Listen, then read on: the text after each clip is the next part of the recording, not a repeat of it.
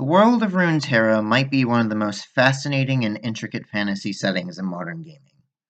While League of Legends is commonly associated with its wildly popular competitive scene, Riot Games have been taking great strides in recent years to flesh out their world and the characters that reside within, even going so far as to reboot the entire story in 2015. While this push for a deeper narrative has been widely appreciated by the game's lore community, the results have been controversial at times. With a retconned world came the need to retcon characters. Riot has made a substantial effort in the last few years to reimagine the backstories of League's iconic champions to fit them into the new lore, but not every change has been met with positive feedback. Let's face it, no writer is perfect and hindsight is 2020, so a number of characters throughout the years have been left with less than stellar backstories compared to most of the roster. Still, it is my firm belief that criticism should always be supplemented with suggestions and feedback for improvement, which is what we're here to discuss today. Hello and welcome to Runeterra Rewrites, a series in which I'll be offering my own takes on League's most controversial stories and champions. My aim is simple: to propose alternative versions of these stories that better match the characters' themes and concepts, without needing to alter anything regarding their in-game designs or voice lines. With all that being said, please sit back, relax, and let us begin, shall we?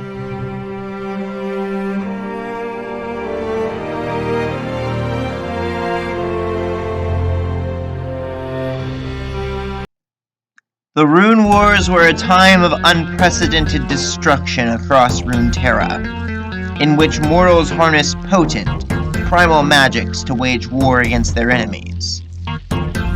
These battles left lasting scars not just in the physical plane, but the spirit realm as well. During this chaotic time, many fled their homes in search of refuge, and for one young Yordle, that refuge would be found in the budding city-state that would come to be known as Piltover. Cecil was once a scholar and advisor to a powerful lord on the eastern coasts of Valoran, whose name has been all but forgotten to time. Under his patron, the Yordle studied many arcane secrets, driven by a thirst for knowledge. Cecil believed that knowledge was the foundation for growth, and that by understanding the mysteries of the world's inner workings, society could advance to a new age of peace and progress. Such is the mentality that led to Cecil discovering a source of primal power, a world rune, that he believed could lead his lord's people to a new golden age. To Cecil's dismay, the lord he served saw greater potential in the world rune as an instrument of war, and sought to conquer all of Valoran with its might. Such flagrant displays of might soon drew the attention of others who bear their own world runes, and resulted in a conflict that wiped out any trace of the society that young Cecil once served. Though he escaped before the carnage reached its peak, the Yordle vowed to never again let such tragedy unfold. After some time, Cecil came across another human settlement that had suffered its own share of misfortune. The coastal city of Zaun, located on the isthmus between Valoran and Shurima, had experienced a grave tragedy when its newly built sun gates caused whole sections of the city to collapse.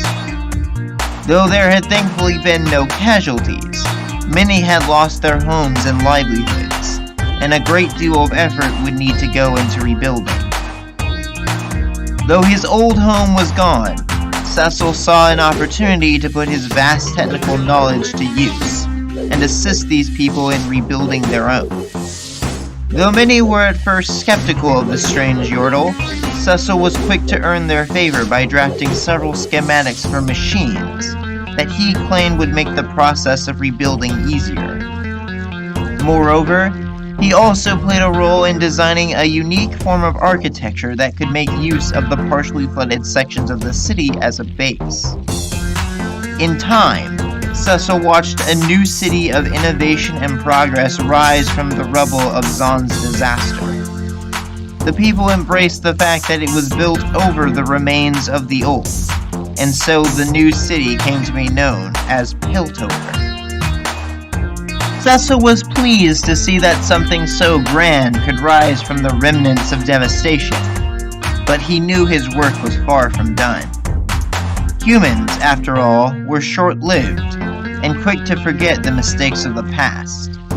They needed someone to steer them in the right direction, and so it was that Cecil used his growing influence to gather the brightest minds of the city and form a council that could oversee Piltover's expansion and rise to prominence. For over 300 years, the Yordle sat at the head of this committee as Councillor Heimerdinger. However, despite his best efforts, Heimerdinger was unable to rectify all of the problems presented to him. While Piltover undoubtedly thrived under his guidance and leadership, those who dwelt in the Undercity, what remained of Zaan, were subject to poverty and discrimination. However, Heimerdinger soon found himself faced with what he considered an even greater threat to the growing class divide. A pair of ambitious young men who sought to introduce magic into Piltover. Recalling the horrors of the Rune Wars, Heimerdinger forbade them from pursuing this matter further, but the ambitions of mortals were not easily quelled. Against his urging, the two young men, Jace and Victor, continued with their experiments, and in so doing, introduced Hextech to the city of Piltover. For the next several years, Heimerdinger watched as Hextech was integrated into society, and though still wary of it, he conceded that this new invention could indeed bring greater prosperity to the city. Under the right supervision, of course. Heimerdinger did his best to ensure that Hextech was used responsibly, and that proper care and attention was given to its development. However, it wasn't long before disaster struck. Violent criminals from the Undercity managed to procure a shipment of hex crystals mined from Shurima, and from there, the tensions between Piltover and the Undercity began to reach a boiling point. Amidst all of this, the newly appointed Councillor Jace Talos called Heimerdinger's authority into question before the entire council. He declared that Heimerdinger's slow, methodical approach was only making things worse, and that mortals didn't have the benefit of centuries to solve their problems. Ultimately, a vote was held to remove Heimerdinger from the very council he created, leaving the humans to oversee their own issues. Despondent, Heimerdinger ventured into the Undercity alone, and for the first time witnessed firsthand the struggles its people underwent. However, even among them, there were those who adapted to the harsh conditions of the Undercity, building a haven for themselves in a remarkably short time frame. Inspired, Heimerdinger chose to live among them for a time, and was reminded of a lesson he'd forgotten so long ago, that humans could adapt and overcome many problems, even without the guidance of an ageless being like himself. In order to truly learn, he realized, sometimes one simply had to stumble along the way. With new perspective and a renewed drive to continue his work, Heimerdinger would eventually return to Piltover, becoming a professor at their esteemed academy.